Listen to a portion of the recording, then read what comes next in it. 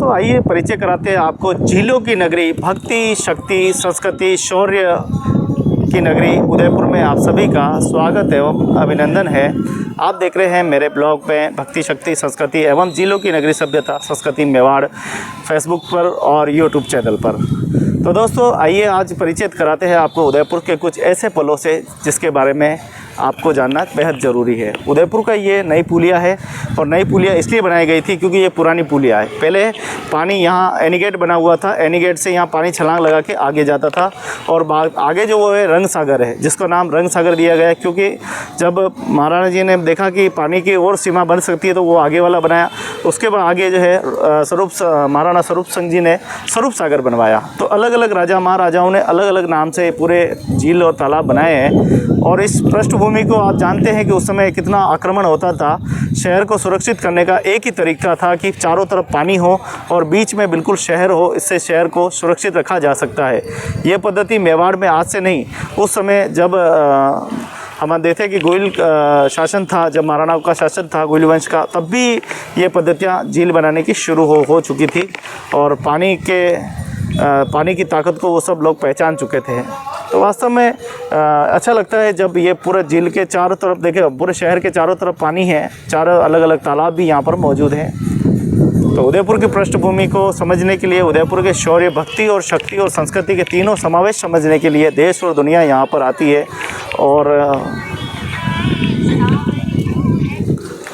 तो पूरी दुनिया से लोग यहाँ पर आते हैं घूमने के लिए, पूरी दुनिया इसकी मोहित है। एक बार जो उदयपुर देखते हैं वो बार बार उदयपुर की तरफ खींचे चले आते हैं। ऐसा खूबसूरत शहर है। पर इस खूबसूरत शहर को और खूबसूरत तभी बनेगा जब नगरवासी अपनी जिम्मेदारी निभाएंगे। जब इसमें कूड़ा कचरा गंदगी डालना बंद करेंगे तब जाके ये एक खूबसूरत शहर बन सकता है, एक खूबसूरत हब बन सकता है, जब नगरवासी इसकी पूरी कोशिश करें। ऐसा न हो कि हमारे घर के नाले गटर सब इस झील में जाते रहे और हम सिर्फ मोटी मोटी ठाटते रहे हमारा शहर सुंदर है। लेकिन सुंदर एक व्यक्ति नहीं, सब मिल के बना सकते हैं। आइए सब मिलकर उस खूबसूरत शहर को हम और बढ़िया और अच्छा खूबसूरत बनाएं, क्योंकि यहाँ की पृष्ठभूमि आप देखिए कितनी खूबसूरत है। राजा महाराजाओं ने और पूर्व में कालांतर में जिस प्रकार से इस शहर की रचना हुई, इस झील को बनाया गया, उसका उद्देश्य एक ही था, एक तो जल पीने के लिए रोकना, दूसरा सिंचाई के लिए जल रोकना और तीसरा दैनिक जल के लिए उपयोग के लिए जल की ज़रूरत थी। पहले जल पूरा बहकर चला जाता था, लेकिन फिर जल को रोकने के लिए ऐसी व्यवस्थाएं की गई जिससे कि जल रोकने की पद्धति शुरुआत हुई। बड़े बड़े डैम कैसे बनाए जाए, जल को कैसे रोका जाए, इसकी 16वीं शताब्दी 15वीं और 16वीं शताब्दी के मध्य ये आरंभ हो चुका था कि झीलें कैसे बनेंगी। तो आप देखिए कि किस प्रकार से उस समय बिना सीमेंट, बिना कंक्रीट, सिर्फ मिट्टी के सहारे और शीशे के सहारे झीलों का निर्माण होता था। और बड़े बड़े पत्थरों को किस प्रकार से छेनी हथौड़ी की मदद से काट कर पत्थरों को, विशाल पत्थरों को यहाँ पर आकार दिया जाता है। राजा महाराजा की बनाई गई झीलें आज भी मजबूती के साथ खड़ी है, जबकि आज के डैम पल भर में टूट जाते हैं। ये सबसे बड़ी बात है कि हम अपने शहर को और कितना अच्छा बना सकते हैं, ये हमारे ऊपर निर्भर करता है कि आज के समय से जो फैल रहा है भ्रष्टाचार की जड़ है। नई नई पुलिया बनती है, अचानक टूट जाती है, लेकिन ये राजा महाराजाओं की पुलिया आज भी मजबूत है और बिना सीमेंट चूने से बनी हुई है, कंक्रीट में नहीं है, बिल्कुल मिट्टी से बनी हुई है, लेकिन इनके अंदर शीशा डालकर इनको मजबूत बनाया गया जिससे कि ये हिले नहीं।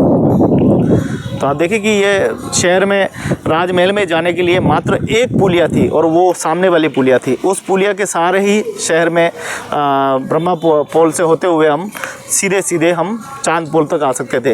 ये पूरा एरिया अलग टापू की तरह था, उसके बाद ये एरिया अलग था। तो ये इस एरिया को इस पुल ने जोड़ा और महाराणा ने ये जब ये पुलिया बनवाई उसके बाद में जाने लगे। बाकी पहले यहाँ नाव से जाया करते थे। उसके बाद में देखो बदलता गया, क्षेत्र बदलता गया और धीरे धीरे कुछ बदलाव अच्छे हुए और धीरे धीरे ये शहर अपने मूल स्वरूप में आता रहा और आज ये शहर विश्व पटल पर अपनी पहचान बना रहा है। ये हमारे लिए उदयपुर वालों के लिए बहुत ही खुशी की बात है। यहाँ के नन्हे मुन्ने बच्चे भी खूब घूमने के लिए आते हैं और खूब यहाँ पर आनंद करते हैं। आइए इस झील को और खूबसूरत और उदयपुर की समस्त झीलों को बचाने के लिए हम प्रण लें। उदयपुर में कई सारी ऐसी झीलें हैं जो आज लुप्त हो चुकी है, लुप्त होने के कगार पे है। उन झीलों को भी हमारी बचाने की जिम्मेदारी बनती है।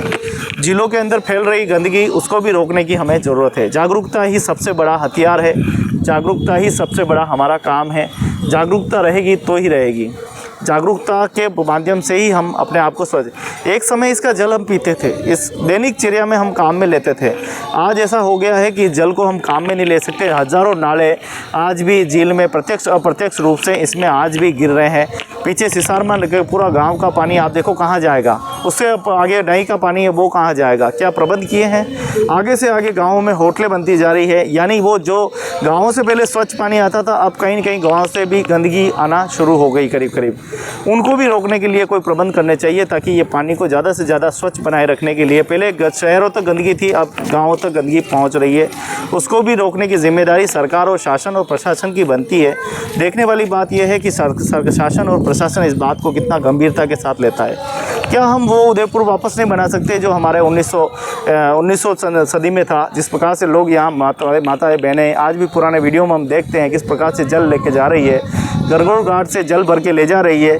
और ये सारे जल भरने के मुख्य स्रोत होते थे। पानी पीने के लिए ये घाट बनाए गए थे, पूजा के लिए, पानी पीने के लिए और पूजा पाठ सब के लिए ये बनाए गए थे। लेकिन आज ये घाट सिर्फ सूने पड़े हैं और हमारे घर में ट्यूबवेलें लग गई है। बटन दबाते ही जल देवी प्रकट हो जाती है, बटन दबाते ही जो है बिजली देवी प्रकट हो जाती है। हम आधुनिक युग में जी रहे हैं लेकिन हमने अपनी झीलों पर ध्यान नहीं दिया, इसकी वजह से झीलें गंदी और बदबूदार हो गई। लेकिन आज भी समय है कि हम अपनी झीलों को बचा सकते हैं। इसके लिए जागरूकता की सबसे बड़ी जिम्मेदारी है कि जागरूकता करें। ये देखें कि हमारे घर का नाला, गंदा नाला कहीं इसके अंदर तो नहीं आ रहा, उसके बंद करें और इसके अंदर कूड़ा कचरा ना फेंकें। शराब, गंदी बोतलें, गंदी थैलियाँ इसके अंदर बिल्कुल ना फेंकें। स्वच्छ भारत रहेगा तो स्वच्छ व्यक्ति रहेगा। व्यक्तित्व अगर स्वच्छ होगा तो हमारा ज़िले और हमारा शहर भी स्वच्छ भारत मिशन में ज़रूर नंबर 1 अपना खिताब जीतेगा। और वैसे नंबर 1 शहर बन रहा है, इसको और नंबर 1 बनाने की जिम्मेदारी सभी नगरवासियों की होती है। ये सब मिलकर इसको स्वच्छ भारत मिशन की पालना करें और इस उदयपुर को खूबसूरत बनाने में आप सभी अपनी भूमिका निभाएं। वीडियो देखने के लिए बहुत बहुत धन्यवाद, बहुत बहुत आभार। आशा करते हैं कि आप सभी को वीडियो अगर अच्छा लगा हो तो इसे ज़्यादा से ज़्यादा अपने इष्ट मित्रों तक भेजें ताकि वह ज़्यादा से ज़्यादा स्वच्छता के बारे में, उदयपुर की ऐतिहासिक पृष्ठभूमि के बारे में ज़्यादा से ज़्यादा समझ सके। आप सभी का बहुत बहुत धन्यवाद। जय हिंद, जय मेवाड़, जय राजस्थान।